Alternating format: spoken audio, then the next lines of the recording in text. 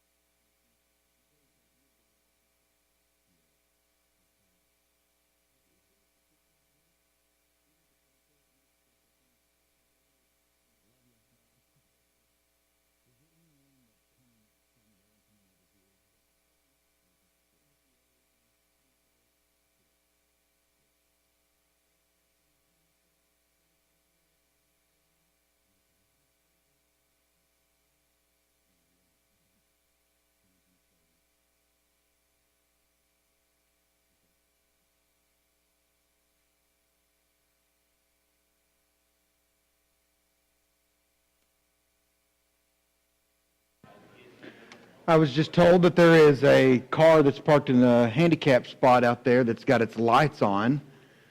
It looks like it to be a Mercedes. Yeah, go check it out. Yeah.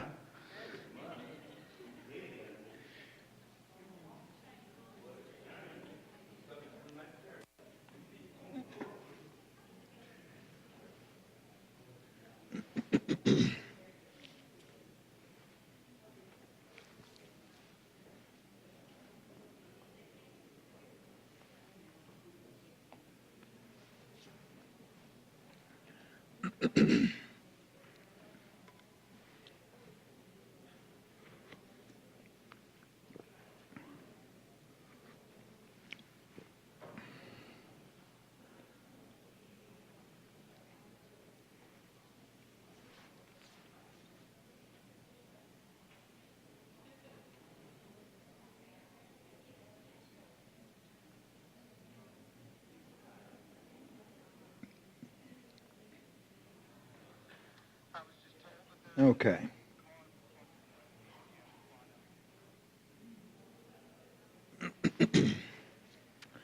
All right. Did you get taken care of, LB? Yes, sir. Good.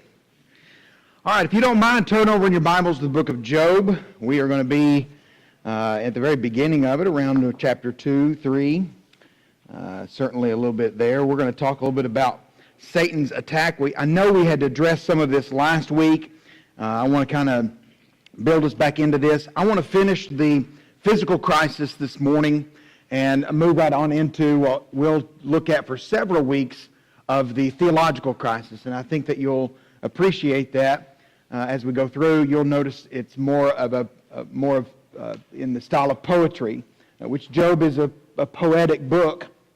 And so you start really seeing that, especially chapter 3 and really into the rest of the book until the last few chapters, where it kind of goes back into being more of a story where you're reading it and seeing the events that are happening. So anyway, I hope that you did your homework and read all the way up through chapter 14. It was not very difficult of a reading at all, very enjoyable. I read through it and found all kinds of great things I'm excited about to share with you that I laugh almost, when I'm reading it. So I'm excited about that, and I'm excited about us studying this book. Last week we kind of, I think, left off right around Satan's second attack, and that's what we're going to look at this morning. Remember, this is an attack on Job's body. Up to the point of this attack, Job had lost all kinds of things physical, but he himself still had his health. And that is, I don't know if you've dealt with anybody that's gone through a crisis and they're not sick or anything like that, but you can say, well, at least you still got your, health, right? Well, Job can't say that anymore. Now he's been attacked on all fronts, and so this one takes even his health. So again, I want to emphasize, I think we dealt with this at the very end of it. This is an illness that he has that was a skin disease that was all over his body. The Bible talks about it being from the top of his head to the bottom of his feet. These sore boils that are on him. And it's important to note that this is not necessarily leprosy. A lot of times we just think, well, it's immediately leprosy. It doesn't say that or anything, just these sore boils that are all over him. And I hate that for Job. I can understand that pain. I hate those kinds of, that kind of illness that you may have. You ever bit your lip and it becomes this sore inside of your lip and it swells up and then you end up biting it over again and over again. It's like you never can really get it healed up. Those kinds of irritating things, or a fever blister or something like that. Or, a sunburn. Sunburns can be just so painful. Those simple things, not necessarily like a virus or a disease or anything like this, but just the soreness on your skin. Oh, man, it's miserable. You just can't find the relief. Well, it's almost just so irritating. Well, I feel like that's what Job is going through. Something just so terrible and irritating and just bothersome. And he can't get comfortable, no matter if he lies down or if he stands up. I've even said, even if he was to stand on his head, the boils are on top of his head. He can't even stand on his head to get comfortable. There's no position where Job says, okay, finally there's this great relief. No, Job is miserable. And I feel sorry for Job because of that. That's the one that, all of them are terrible. He lost his kids. He lost all of his wealth and everything like that. Now it starts digging into your own mind when you start dealing with your own personal health. And I think that's what Job is going through. Let's read a little bit of the text, chapter 2, verse 9 through 10. It says, Then his wife said to him, Do you still hold fast your integrity? Curse God and die. But he said to her, You speak as one of the foolish women speaks. Shall we indeed accept good from God and not accept adversity? In all this, Job did not sin with his lips. And that's an important thing to point out. This is Job's finest hour, where he has been suffering unimaginable loss. And it's all at once, that he's dealing with this. It's just like one thing after another. The way that the text describes it is when he loses his cattle, and when he loses his family, and all these losses, a servant comes and runs and tells him, and while that one servant is speaking, another one runs up and tells him, guess what also happened? And then the other one, it's just like one thing after another. A lot of times in our own lives, you can think back to events in your life where you've suffered calamity. Maybe you've lost a parent, and you think, man, that was a really difficult thing to go through. Maybe you did lose some health, and you think, man, that was really difficult for me to have gone through that disease. And you think about, well, maybe I lost my job. That was a difficult time in my life. Maybe your house burned down or a tornado came through and some of your property was destroyed. And you think these things happen periodically through your life, but maybe at different times. Job is suffering this all at once. All at once. And so you start seeing this mental breakdown in Job's life, and that translates over into this theological crisis that we're going to start seeing as we progress through this text. So then in this, what we just read, Job chapter 2, verses 9 through, what did we read? 9 through 10. This is where Job's wife attacks him. He's lost his possessions and he's lost his children, and after the loss of his health, there only remains this one last comfort in his life, and that is the love of his wife, the encouragement and the faithfulness of his wife. But oh no, oh no, not this wife. Oh no.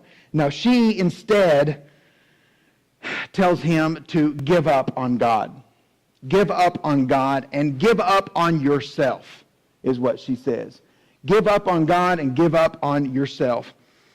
Perhaps she had already given up on God. Maybe that was the case. And she's saying, you know what? You just need to do what I've done. I've come to peace with it in my own mind. You need to do the same thing. Give up on God. Perhaps she had already considered ending her own life too. And she's saying, you just need to do the same thing. Just go ahead and curse God and die. Go ahead and curse God and die. Stop defending Him. Stop defending God and trying to justify everything that's going on and being faithful. Just escape from all this suffering by just taking your own life. You still have this power to do that. You've lost everything else. You've lost control of everything else. You still have control of your own life. You should just go ahead and end it now. Curse God and die. And once again, however, we see Job rise to the occasion. He sees that challenge ahead of him, and he sees it with patience and with wisdom and this unshakable faith. The Bible says, and still yet, Job did not sin with his lips in any way whatsoever. Not even what comes out of his mouth. He does not sin. And so it confirms it for us that Job remains blameless, even with the loss of his wife's love and her support. Job is still faithful. The author gives us this glimpse of how Job will manage this crisis. He will be faithful. He'll be faithful. Let's keep reading just a little bit more. All right? Verse 11 through 13. It says, now when Job's three friends heard of all this adversity that had come upon him, they came each one from his own place. Eliphaz the Temanite, Bildad the Shuhite, and Zophar the Naamathite. And they made an appointment together to come to sympathize with him and to comfort him. When they lifted up their eyes at a distance and did not recognize him, they raised their voices and wept. And each of them tore his robe, and they threw dust over their heads toward the sky. So, let's keep reading a little bit more. Then they sat down on the ground with him for 7 days and 7 nights, with no one speaking a word to him, for they saw that his pain was very great. So, first of all, we see these friends arrive, and they come from the different places that they live. And we've kind of already introduced these fellas a few weeks ago when we were doing just kind of a brief overview of all the different characters of the book of Job. So we'll kind of talk a little bit more about these guys and who they are. So these three friends that we have in front of us, we've got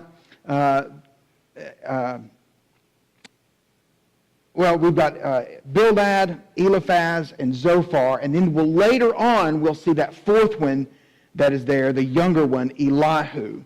And so these three friends, they sit, they arrive, they mourn with their friend Job. They show him respect with a period of silence for 7 days. Did you notice this in the text? that they see him, but they did not recognize him. There's a lot of things that are probably going on. Just simply minded, he's got boils all over him, so he probably looks somewhat disfigured. That's one thing. But also, I think there is so much crisis that's going on in his life that sometimes people's physical appearance can change. They just don't look like themselves. Have you heard that? When someone's going through something, they just don't look like themselves. You can just see the hurt and the heartache all over their face. I didn't even recognize him. He didn't look like him. That's what I think is going on here more than anything. Sure, the boils are there, but I think that they see him, they're like, man, is that Job? That doesn't even look like Job. I don't recognize. That's not the Job that I've known my whole life. He's gone through some terrible, terrible things. He just doesn't even look the same. And so they get there and they become silent for 7 days. And I love that. I love the fact that they're there silent for 7 days. And I'll tell you, because I think that's some good wisdom on their part. They think, we're not going to get there and immediately just tell him everything that he needs to do.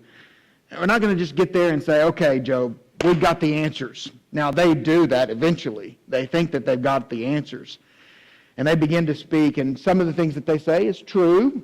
Not necessarily what Job needed to hear or anything like that. And some of it, they've got it all wrong.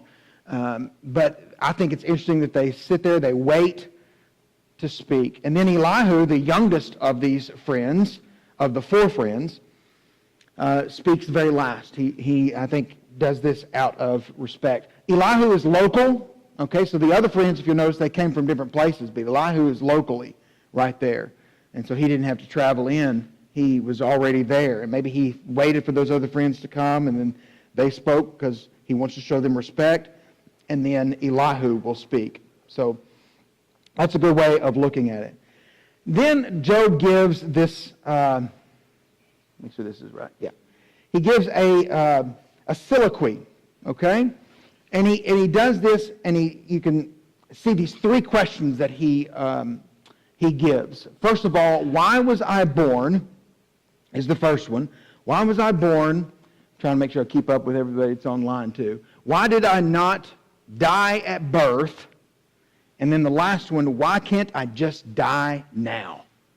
3 questions, all centered around what?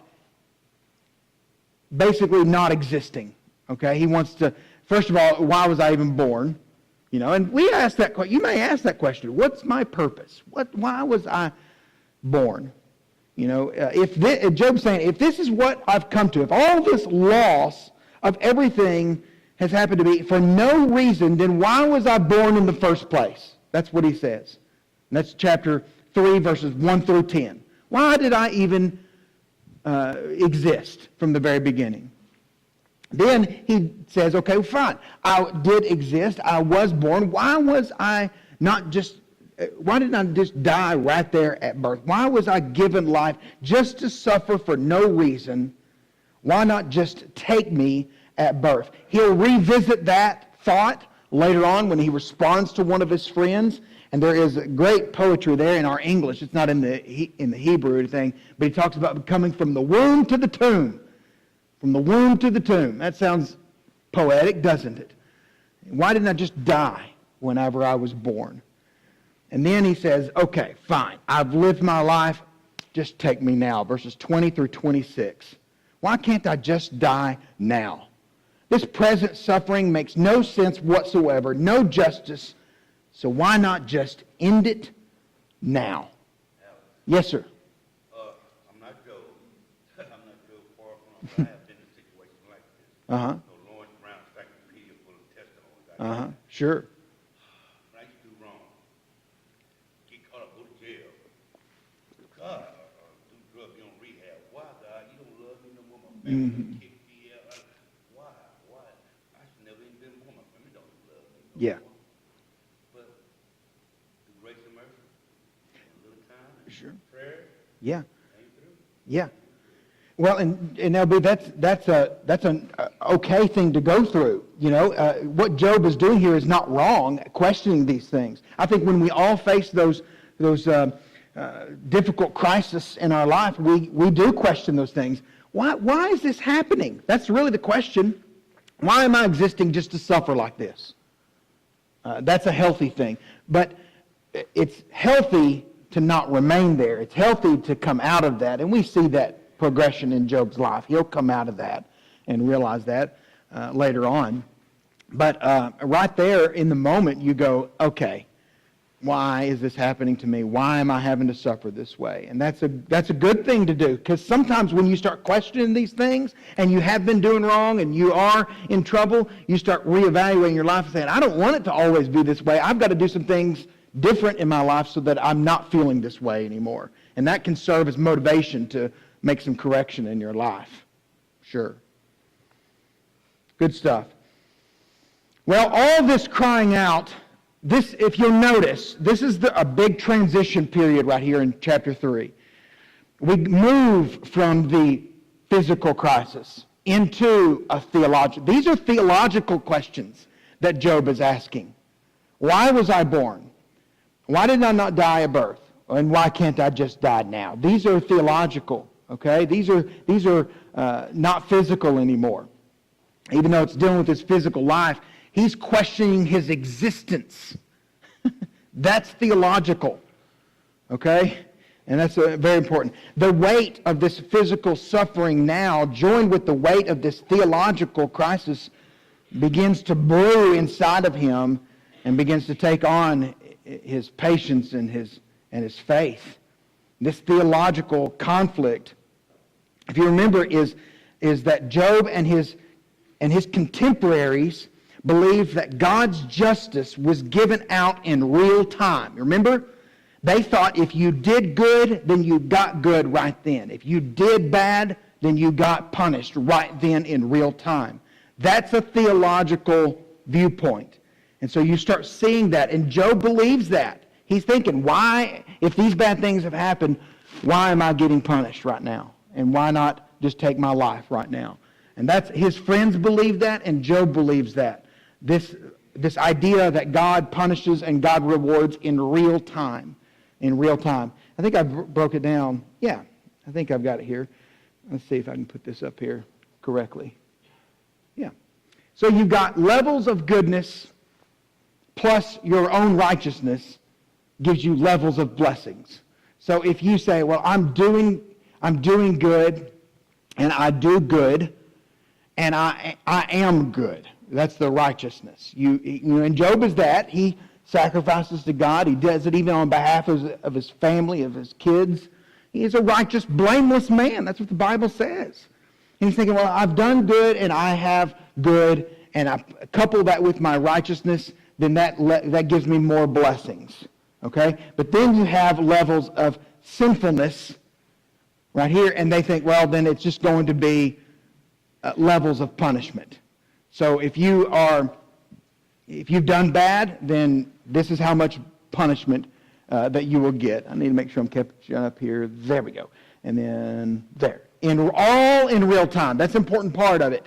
Okay? Don't just think the good, then you get good immediately, but also the bad, then you get bad immediately. That's the theological crisis that we will see through the rest of, till we move on into the spiritual crisis later on, okay? And there's a difference between those two things, and I'll show you that.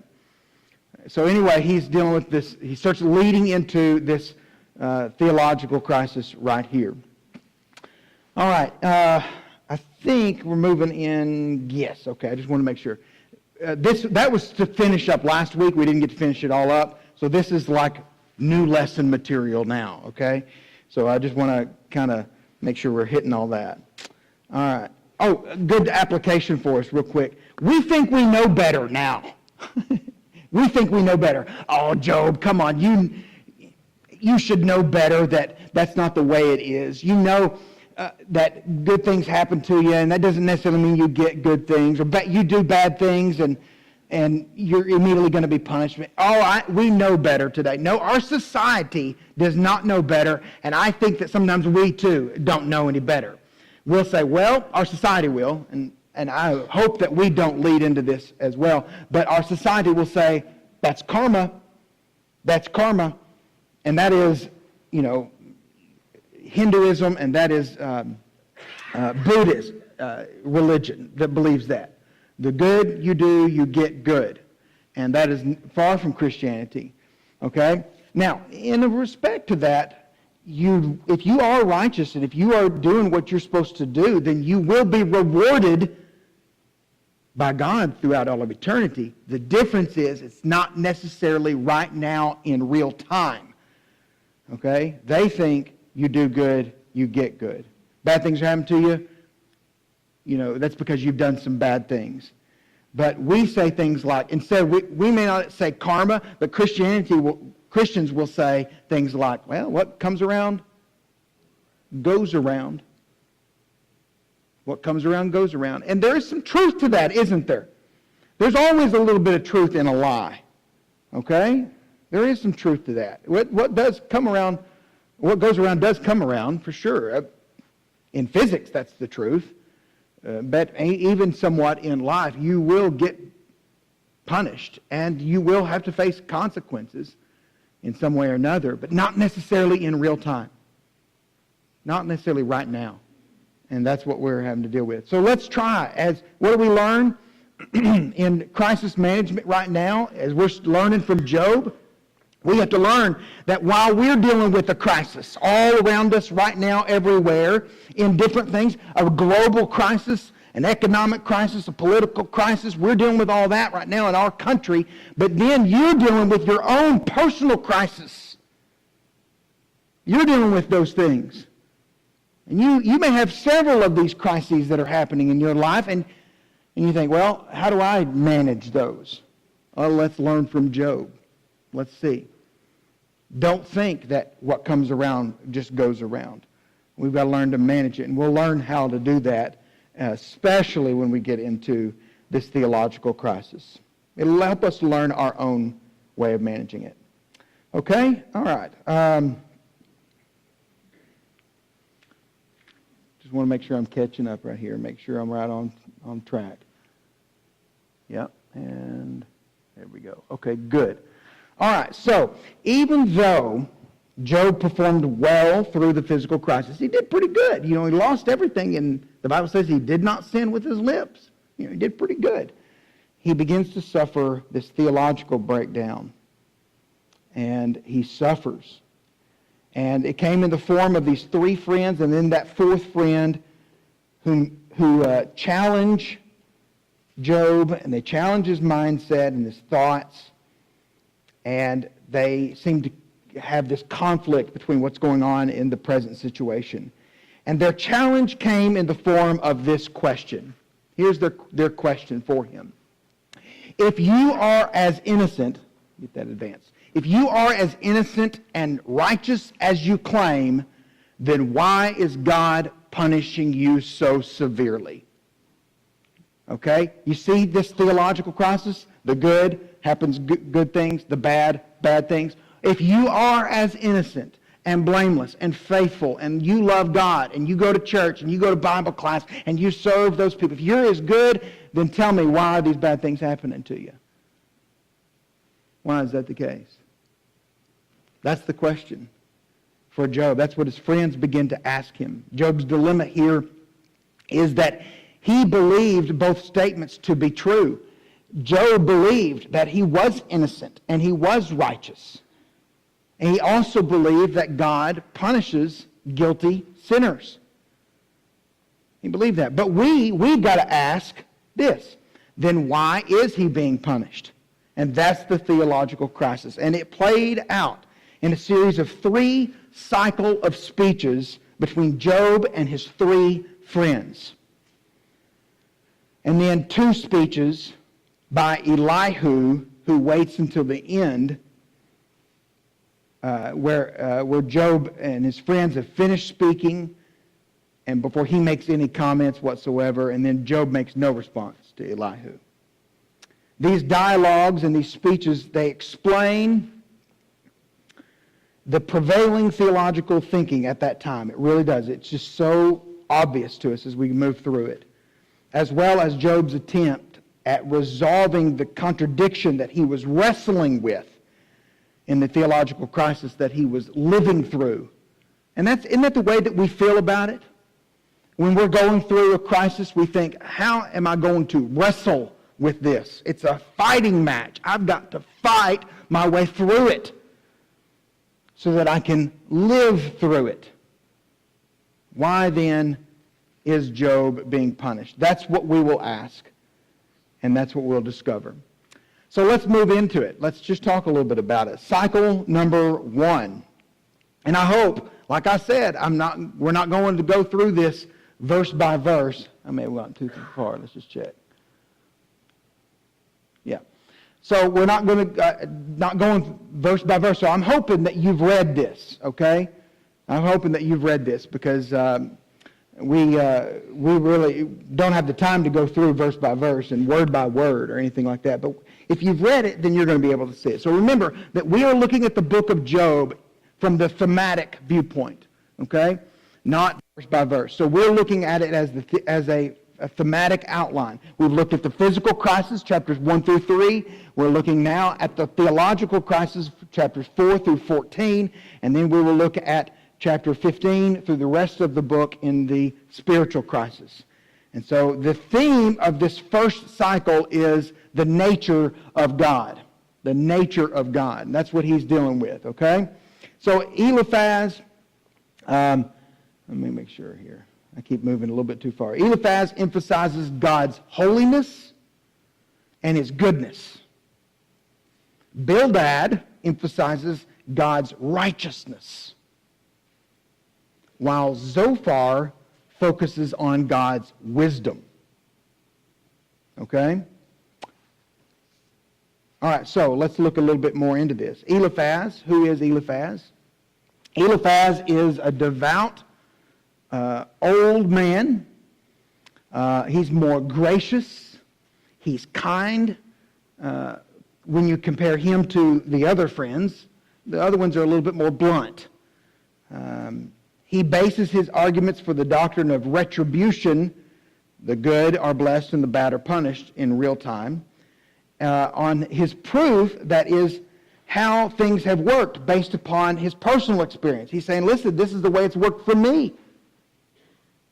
This is how I've gone through it. That's proof that what you're going through is the same as what I've gone through. People will say that a lot of times. When someone's going through a difficult time, we'll say things like, I know how you feel. I know exactly what you're going through. Well, that's not very good advice, and really you don't. To be honest with you, we need to stop saying that to people because we really don't know exactly. You are your own person, and this other person is their own person, and you don't know it. Yeah, sure, okay, you've gone through similar things, but not exactly. Not exactly. We need to steer away from saying, oh, I know how you feel. I know how you feel. Some advice someone gave me a long time ago in preaching school, I think, probably. They said when you're going to visit somebody in the hospital, don't go visit someone and maybe they've got, I don't know, stomach pains and they're dealing with, some kind of terrible thing, maybe some kind of a cancer or something like that. Don't go in there and say, yeah, let me tell you, my grandpa, when he had this thing, boy, he couldn't, and he suffered this, and he had to take this medicine. And before too long, you're telling them about your grandpa, and you're not sympathizing with the person that's laying there in pain. It's not about you, and it's not about your grandpa. It's about what they're going through. Oh, I know how you're feeling because my grandpa... Oh, come on. Avoid that. Avoid that. There's nothing wrong with saying, I suffered with migraines. Here's what I did, and it helped. There's nothing wrong with saying that. But when you start going on and on and on about all these things, boy, it becomes more about... Well, Eliphaz is one that has a tendency to say, here's what's happened to me in my own personal experience. You're suffering through this, and I know from what I've dealt with how to handle this. And here's the proof. And so he pleads with him not to despise the chastening of the Lord. Don't embrace it is what he's telling him. Don't despise it. Just embrace it. Just deal with this discipline that God is going to give you. And he finishes by promising him future blessing. If you'll just hold on, God will get you through this, and just embrace this discipline from God. And then you'll have these future blessings. Let me just summarize Eliphaz's speech just a little bit. It will help us to see this. First of all, Eliphaz is surprised. He begins by expressing surprise that Job, who had comforted others and gone through similar experiences, should break down so quickly. He's like, you've done all these great things. In other words, he's telling you ought to be practicing what you've been preaching to others. You know, you've gone through those things. Listen to what he says, chapter 4, verse 1 through 5. It says that Eliphaz the Temanite answered, if one ventures a word with you, will you become impatient? Let me make sure this is up here for these other people. Impatient? But who can refrain from speaking? Behold, listen, you have admonished many. You have strengthened weakened hands. Your words have helped and the tottering to stand. And you have strengthened the feeble knees. But now it has come to you, and you are impatient. It touches you, and you are dismayed. He's like, listen, you've gone through these things with other people. You've helped all these other people. Now it's your turn. And don't you know what to do here, Job? Don't you understand that? And so Eliphaz gives him this reminder. And he says, a reminder of retribution. He reminds him that these bad things are happening because of bad things that you've done. And that's the thing. That's the theological principle that we're seeing. And one, that he moved from experience. Eliphaz does. Look what he says. He says, remember now, whoever perished being innocent. Whoever perished being innocent. Or where were the upright destroyed? According to what I have seen, you hearing? Well, what I've gone through, those who plow iniquity and those who sow trouble harvest it. You get what's coming to you, is what he says. By the breath of God, they perish. And by the blast of his anger, they come to an end. Well, what I've seen, in my own experience, this is what happens. That's Eliphaz's advice to him. And then Eliphaz tells of a vision. Eliphaz has somewhat been called a skeptic, or not a skeptic, a mystic, a mystic. And he demonstrates why in these few verses that we'll look at, chapters 4, verse 12 through into chapter 5, verse 7, where he describes one of his visions. So let's look a little bit about this. In chapter 4, verse 12, it says, now a word was brought to me stealthily. So this is, remember, it's like almost in secret. It's like a vision. Matter of fact, what does he say? And my ear received a whisper of it. It's a dream, a vision that he's had, is what he says. Amid disquieting thoughts from the visions of the night. That's a dream, right? When deep sleep falls on men, dread came upon me and trembling, and made all my bones shake. A nightmare is what he says, talking about it in my mind. It says, then a spirit passed by my face. The hair on my flesh bristled up. It stood still, but I could not discern its appearance. A form was before my eyes. There was silence, and then I heard a voice. You know, you can just hear him, there was this one dark and stormy night when I was laying in bed, and I've got this, a chill went into, he's telling about a dream, a vision that he's had. Stealthily, a whisper in my ear. Those are dreams is what he's having. And so what does he say? He talks about these 3 exhortations. Okay? So he says, first of all, in chapter 4, verse 17 through chapter 5, verse 7, he says you need to accept your sinfulness. Accept your sinfulness. Realize and accept that no one is perfect, not even you. You just need to accept that. Well, in some respects, what Eliphaz says right there is right. We do. We've got to accept our sinfulness. And then he says, chapter 5, verse 8 through 16, you need to go to God with your problems. That's true too, right? We would maybe give it that kind of advice to somebody. Oh, man, you're going through that tough time. Have you prayed about it? That's what we'll say. Have you prayed about it? Have you gone to God with what's going on in your life? Still nothing wrong with what Eliphaz says.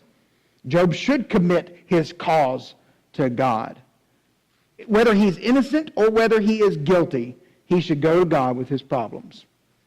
Right? And then Eliphaz tells Job, God disciplines those he loves. Job is reminded of this doctrine of Musar. Okay, that's what this is. This is an old Orthodox Jewish doctrine that stated that God disciplines his children. In Proverbs chapter 1 and verse 2, we see this, and this discipline that's given. God does that. And matter of fact, we have a New Testament equivalent of this in Hebrews chapter 12, verse 6. For the Lord disciplines the ones that he loves. And that makes sense. I whoop my kids because I love them. Right? They don't believe that. They don't believe that. Maybe later on they do. But you discipline your children because you love them. God disciplines those he loves. Well, Eliphaz applies that principle to what Job is going through. Well, God is disciplining you. He's disciplining you. That's why. And you need to just take this as, be happy that God loves you this much, that he took away all of your children, all of your health, all of your possessions. God loves you. Okay, Eliphaz, while that's true, that's not very good advice to somebody that's going through a terrible, terrible crisis. God loves you. Okay, thanks. What is it? I wish he'd love me less. Because this is terrible. Terrible. Well, maybe Eliphaz is just trying to see this from a positive light. Maybe what Job is going through, he just wants to stay positive. And like I said, and I've kind of hinted around this, Eliphaz's speech is actually true. And he's putting Job's suffering in this positive light. And I can understand that. I try to be positive, somewhat even leaning more towards naive, And I can understand that. But it's not the greatest advice for somebody that's going through those tough times. It's not accurate in the context of what we, the readers of the story of Job, see. We actually understand what's actually going on behind the scenes. You remember, why is Job suffering? Is it because Job is sinful? No. Why is Job suffering? Because Satan is allowed to bring turmoil on his life. We, remember, can see that from the very beginning, that this conversation happened between Satan and God. And God says, have you considered my servant Job? And Satan is allowed to take all these terrible things and put them onto Job and make him suffer.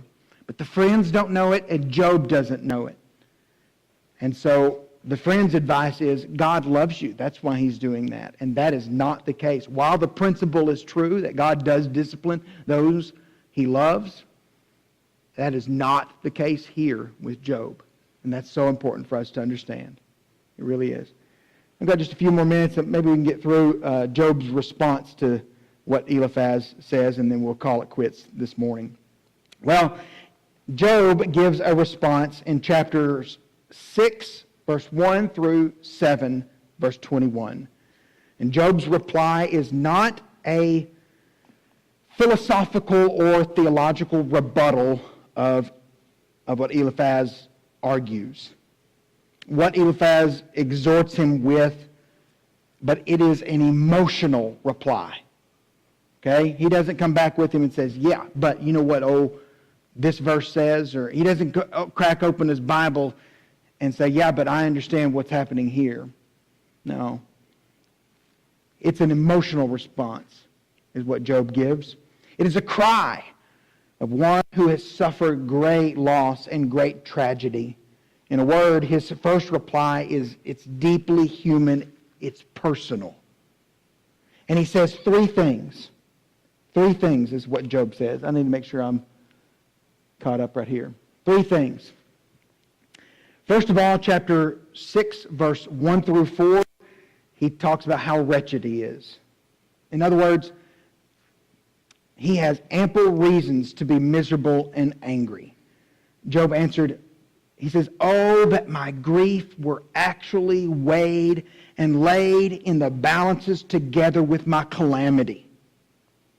For then it would be heavier than the sand of the seas. Therefore my words have been rash, for the arrows of the Almighty are within me. Their poison my spirit drinks. The terrors of God are arrayed against me."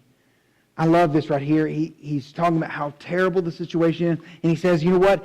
If my grief was actually on a balancing scale with my calamity, if only what I'm feeling matched what's happened, if I could only find this balance, then I could understand it.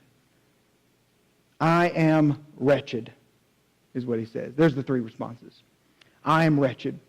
Then he says, I'm disappointed in my friends. Verse 14 of chapter 6.